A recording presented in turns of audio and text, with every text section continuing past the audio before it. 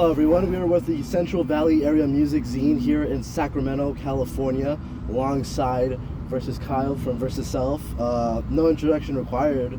The band itself has made such a huge impact within the local emo scene as well as internationally, so no introduction required, but for the audience and for preliminary basic reasons, introduce yourself. Thank you, that's super kind. I'm Kyle from Versus Self, and I run a record label called Self Verse Records, and I'm also from a band called Gate. Alright, that's amazing. Oh, my phone just went off. But today we are here to conduct an interview, obviously, and so some basic questions out of the way. How long has the band existed for, Versus Self? I think since like 2015 is when we first started, pretty much. I was doing some research into your guys' Instagram earlier today, and I noticed that your first post was in 2018. What's with the time gap between 15 and 18? What was happening during that era? We were just like practicing a lot. We had, I want to say, around 20 songs written that we never really did anything with. We were kind of like, we were always looking for a bassist, but we never found one that stuck. So a lot of the older songs didn't really work as a two-piece, and then basically Yesterday was the first song that I wrote on guitar that I feel like just sounded a lot different than a lot of that stuff. And everything we wrote past that point, we felt like sounded different enough and in our eyes sounded better than anything we had written before. So we decided to just kind of throw it all away. And we weren't really playing many shows or anything back then, so we didn't really have any use for like an internet presence or anything. We were more just like, we just hung out and played music for fun, really. So yeah, that's why there's that big old gap before, like, between us getting together and then us really doing anything. Is there any one event or series of events that kind of set the ball rolling from this like undocumented proto era to the Versus Self that we know today in its early stages? Or did it just sort of happen? Yeah, so I would say a few things that happened were our friend Travis recorded our demo on his like cassette 4-track. So then us actually having music kind of changed things. And then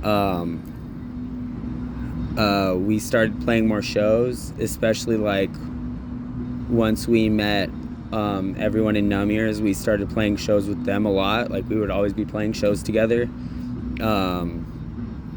And yeah, I used to have a job that I like traveled for a living.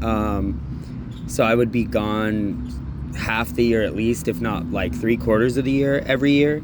So that's another reason why we never really were able to play many shows or pick up any steam or anything like that. So after a while I quit that job, and that's like another big thing of when the band started actually doing stuff. I see. I wanted to ask about the band's distribution with physical releases, because, you know, although it's mostly localized to the West Coast, the music is managed to get put out on labels like BSDJ in Japan, and what was it? Gizmox and Freezum Abyss Collective in Germany. How did you manage to establish those connections internationally? So with the German label, they hit us up and asked if we wanted to do like a lathe cut, like a lathe vinyl. So yeah, they seem super cool though. They've talked about helping us set up shows in Germany if we ever want to go there. And then BSDJ was more, I think I reached out to him because like just through we've like worked on releases together, like through my record label and stuff. So basically when we decided we wanted to try to get our stuff distributed more than just in the US, so it was easier for people who wanted it, you know, elsewhere to pay for shipping. That kind of just made sense. We also had tapes come out on Hunk of Plastic for like European audience, so they could get it, and then Zegama Beach did a tape for people in Canada mostly. So I think that's like all the different distribution around the world that we've done. Do you think that distribution has managed to cement its mark in the foreign market? Do you think? I'm not sure, honestly. Like I'm sure that all of those labels definitely have like people who follow them who maybe have found us through those labels. So possibly, yeah. I wanted to ask you about your guys' like fame, to put it, I guess, because on Spotify the band alone has 230,575 monthly listeners, equivalent to Western Maryland's total population in 1992. Along with this, the band, as I know it, is playing Best Friends Festival sometime later this year, along with a bunch of mainstay emo staples. How do you think the band feels about these new levels of success and just branching off into not just like skramz and screamo and like the localized scene, but also just emo as a whole? Yeah, it definitely feels pretty crazy, and yeah, that number has raised a bit since I last looked at it. It's I mean, obviously going on tour for the like touring the whole country, I think has raised the number a bit. But yeah, it's, I don't know, I've definitely never expected it, because like when we started, screamo wasn't really popular at all, and there wasn't much of it really going on. Like there would be like a band here or there, but there wasn't really like where we come from, at least there wasn't like a solid scene of screamo bands like there is now. So yeah, it definitely is surprising, and I appreciate it like a hell of a lot that so many people out there like the music that we make and connect to it in some way. It feels unreal. And as far as like breaking into just the whole world of emo, I personally feel like although we have like screamo influences and screamo, like what's the word I'm trying to think of, like we have like parts of screamo in our sound, I feel like we're not really like a typical screamo band sonically. Like we sound, I don't know, maybe more like just an emo band to me. So I feel like that kind of makes sense. But yeah, it's that, like the fest you're talking about, Best Friends Forever Fest, it feels insane to play with a lot of those bands who are like huge inspirations on us making music and starting out, and like even just me personally finding the genre to begin with. Like as far as screamo stuff went, I found most of that stuff on like blog spots, but when it comes to emo, I found that from like more of that stuff from my friend letting me borrow some of his records, which were American Football, Cap and Jazz, Algernon Cadwallader, The World is a Beautiful Place, and I'm No Longer Afraid to Die. And 3 out of 4 of those bands, oh, and Pianos Become the Teeth. But yeah, like three of those bands who like I first found when like discovering that music are all on that fest. Plus Braid, who was huge at the time for me starting out, versus Self. So yeah, it feels I don't know, it feels really good. I'm running out of ways to say how insane all of it feels, you know. Would surreal fit? What was that? So would surreal fit? Yeah, definitely surreal. Definitely surreal. Especially like I've been playing music forever and no one ever cared, so that adds to it, you know. It's like when because I feel like if you're younger and you're in a band and you got to this level, you like to you it would maybe feel a little normal. Like, I'm sure you would still, like, obviously, not every band is going to get to the level that we're at right now, but the fact that for literally half of my life, like, because I started playing in bands when I was 16 and I'm 32, I've been doing this and no one cared. Not that that mattered to me or stopped me or like made me want to make music any less, but I feel like it gives me a deeper appreciation that now people do care. I'm not gonna take that for granted in any way. Or, yeah, definitely. The band has debatably become a cornerstone of like the whole emo genre, not just like the subsection that you mentioned earlier, but just the entire genre as a whole, and like the new wave of emo right now that we see in the 2020s.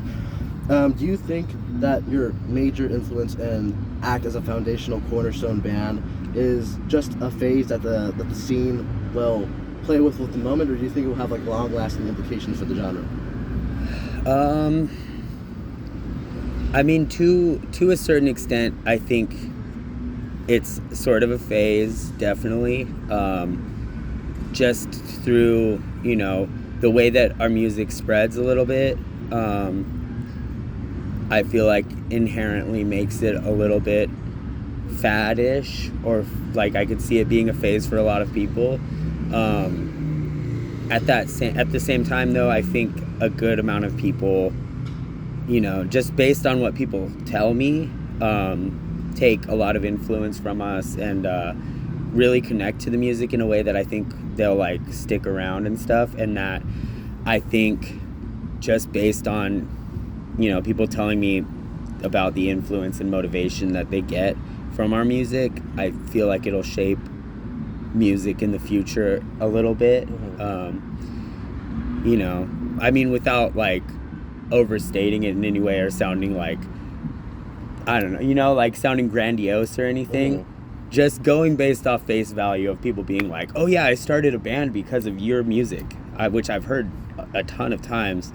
So that would just make me think like, yeah, we're gonna have some sort of like hand in shaping the future of the music. I definitely agree with that. But moving on from that, a small faction, of Versus Self fans and listeners, very small minority, but I've seen a trend that a lot of people, especially with the newer releases, say that the band has fallen off, or it's lost its touch with its original sound.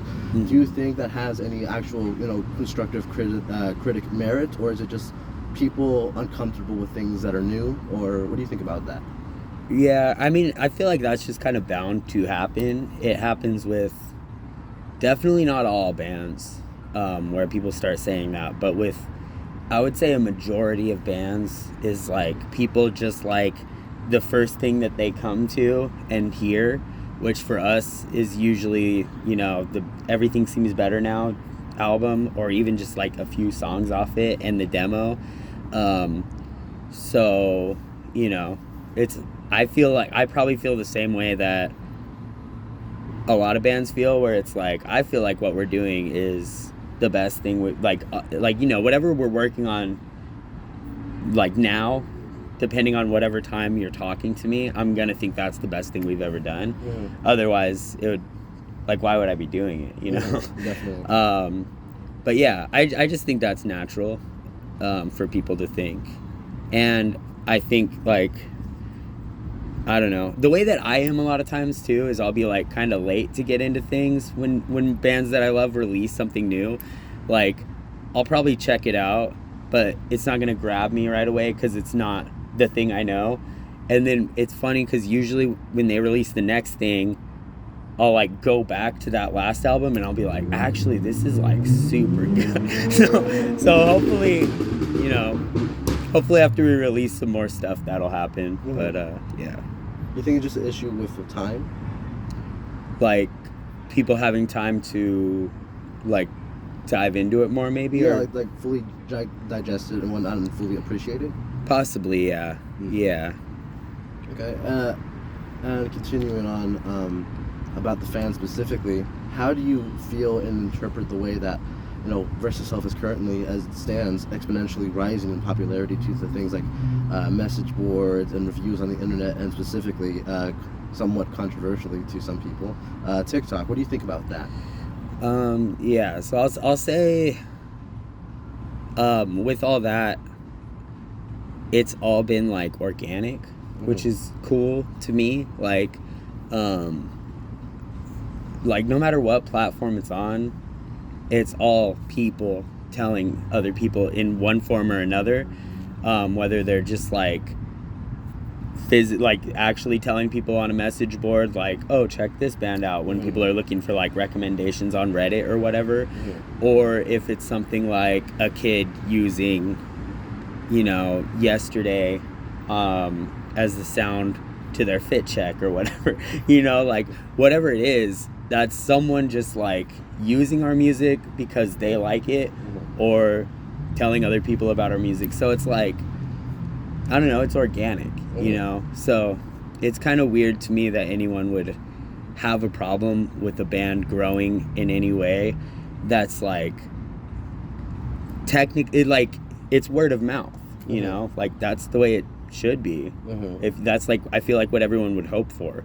It's not like we're on TikTok like trying to get shit to go viral. We're not making like corny ass videos of us like, I don't know what bands do, but like we're not like trying to do some stupid shit online. It just happens, so yeah, because a lot of bands have like a very like deep rooted anti-success mentality and stuff like that, so it's always nice to see like a refreshing take like that, because like realistically it's the same way like maybe like say 40 years ago with like tape trading and word of mouth, just on a different platform. Yeah, so it's always nice to see a nice healthy attitude. Yeah, I want to take a note from that.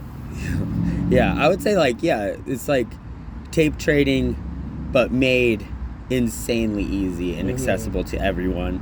So it's like obviously it's gonna grow a little faster than it would have doing things the way that things were done in the past. But yeah, I would say I don't really see that as a bad thing. Yeah.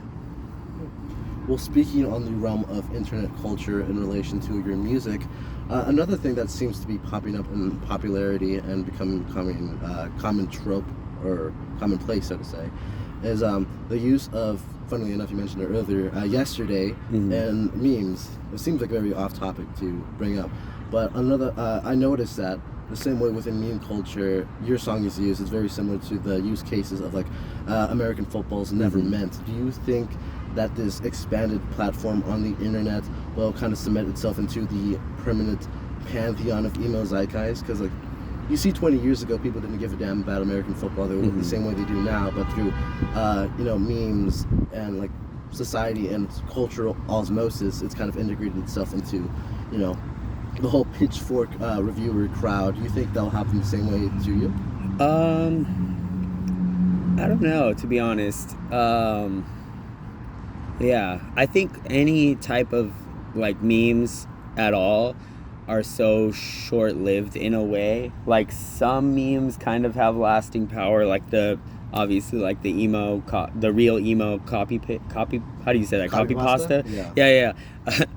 Like I said, I'm old as fuck. I'm like, is it copy pasta? Copy pasta? But anyways, I think for the most part, it's like shit on the internet is super short-lived, and like a meme will be there for like a few weeks maybe, and like people will tweak the meme and like basically do it to death and then kind of move on to the next thing. So apart from it getting certain people's attention and stuff, and that maybe having some lasting power, I don't think the memes themselves would necessarily have any kind of lasting power or anything like that. But yeah. Sort of flash in the pan, you think? Yeah, probably. Okay. And asking you questions in relation to your guys' current tour, how do you think it's gone so far? Do you think you've had any more success in previous tours? Do you think it's done okay? Do you think it's done bad? How's it gone so far? It's been awesome. Yeah, I'd say like, I mean, we haven't toured a ton in the past, but yeah, I mean, the last tour that we really did, like, the only real like tour we've ever done before this was just the West Coast, and it was with like the same bands we were on tour with this time, Party Hats, Numb Ears, and us. And I mean, we were playing smaller places for the most part, but you know, all those shows were selling out, or like, you know, I think all the shows on that tour that could sell out, you know, besides like the house shows that we played, did. So to me, that is like, I don't know, it's not even our goal to be selling places out, but I'm just trying to find a metric for like, you know, successful. I feel like, I don't know, I feel like every time we've gone out it's been successful, and yeah, this one also feels super successful to me. Yeah, we're doing what we're setting out to do, which is go play music for people in different areas. And it's definitely super sick to see a lot of people come out in places we've never been before. That always feels crazy, because it's like, you don't know, you know, if you've never been somewhere, you don't know what kind of reception you're gonna get, if anyone's even gonna care, if anyone's gonna show up to the show. So the fact that every show we've played hasn't felt empty, and like there's like people coming out, it feels like all we could really hope for. Mm-hmm.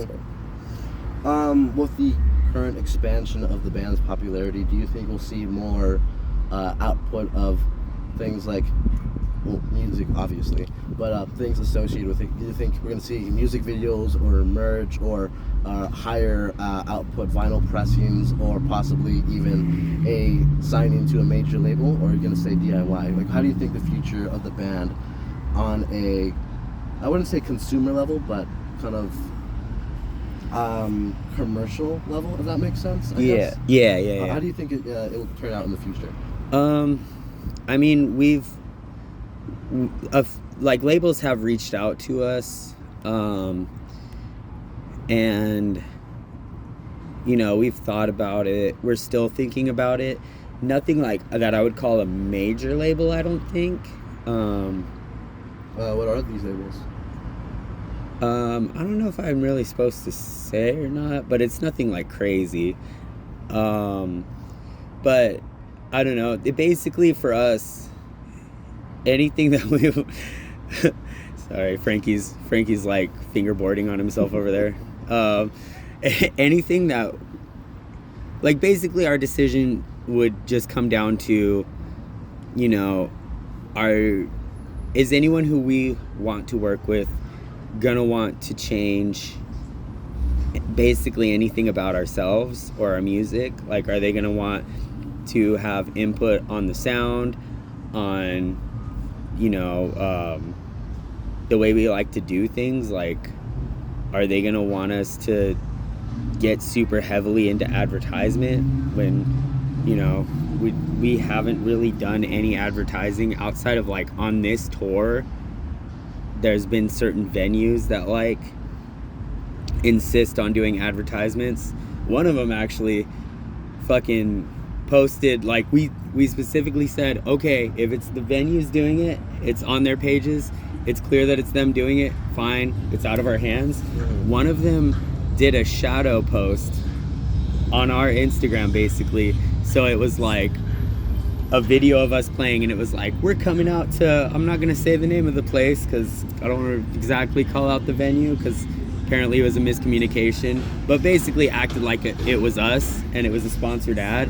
And I was like, I don't want that, you know, like we were talking earlier about like organic growth, and I love that it has been that, and I don't want to, you know, that's basic. Sorry, I have ADHD, so I ramble like crazy and get off topic.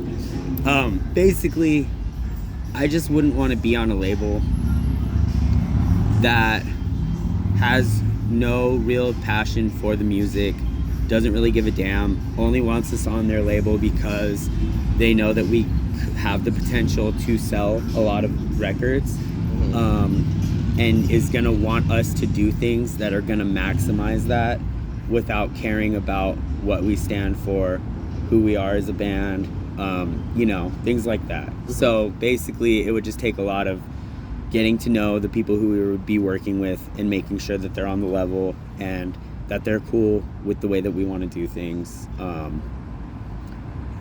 So there's a few people interested who we just, you know, have to make sure that everything's chill. Yeah. Definitely, I totally understand. Makes perfect sense. As we draw this interview towards an end, I have a couple more questions for you.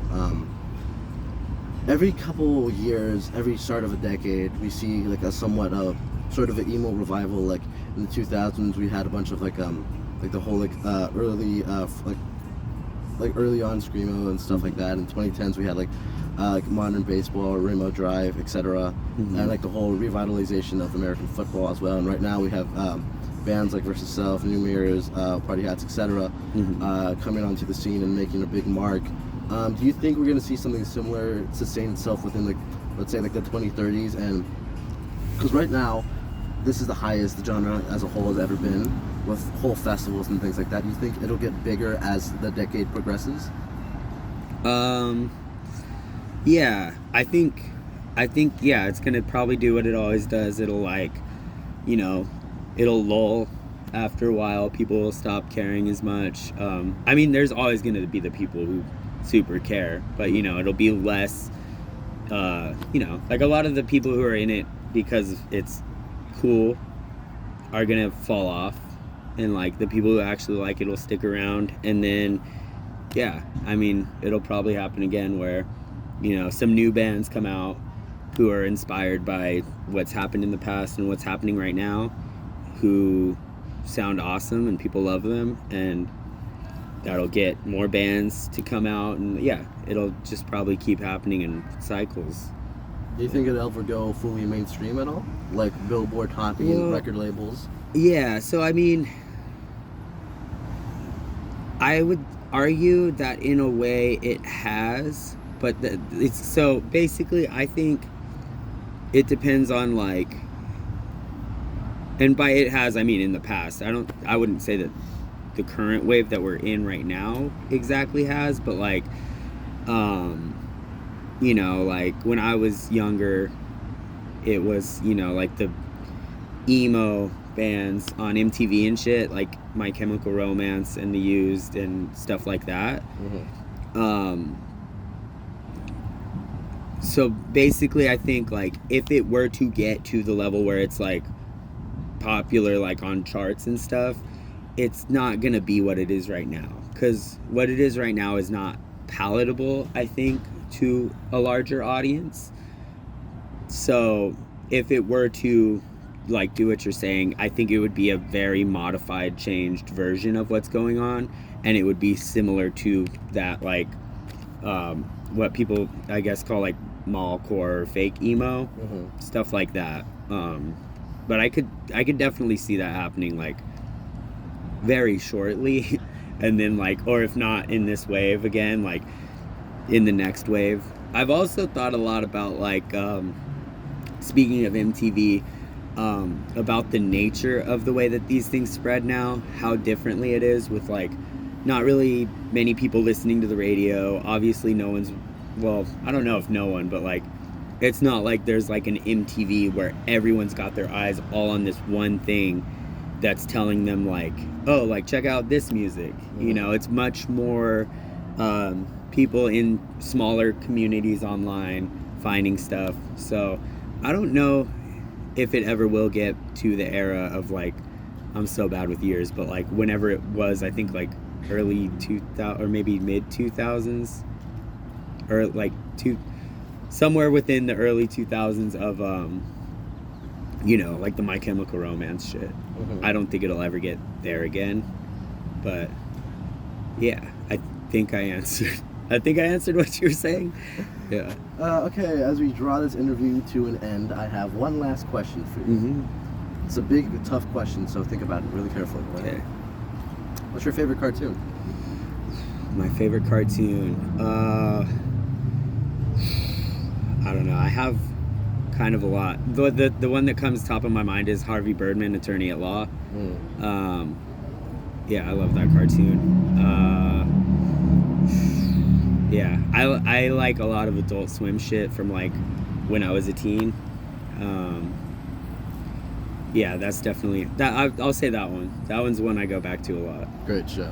Mm-hmm. All right, that is the end of this Central Valley Area Music Zine interview with Versus Kyle from Versus Self. Is there anything you want to shout out, mention, any labels, causes, bands, people, anything before we draw this to an end? Yeah. Causes, I would say Free Palestine. And I'll say that, you know, it's fucked up what's going on right now. With like all the police brutality we're seeing around protests, and it shows how scared they are of us when we speak out, and it shows how, you know, obviously they know that they're in the wrong and that people are starting to see it, and it's, yeah, they're doing every possible thing in their power to try to make it look like they're in the right. So I'll say, yeah, don't listen to what you hear on major media and stuff, because obviously they're skewing it to try to make it look like just normal people are monsters and like doing things with I guess intentions or motivation that is not true, like saying that someone is against framing someone who's as against genocide as being anti-Semitic is a very big like tool to try to like stamp that shit down that I feel like is being used a lot. So yeah, just think for yourself, open your eyes to what's actually going on, and yeah. All right, is that Yeah. it? Yeah, think while you still can, I guess. Couldn't have said better myself. Thank you so much, everyone, and have a great day. Remember, listen to Versus Self, read CVAM, and Free Palestine. Good Free night, everyone. Palestine. Bye. Bye.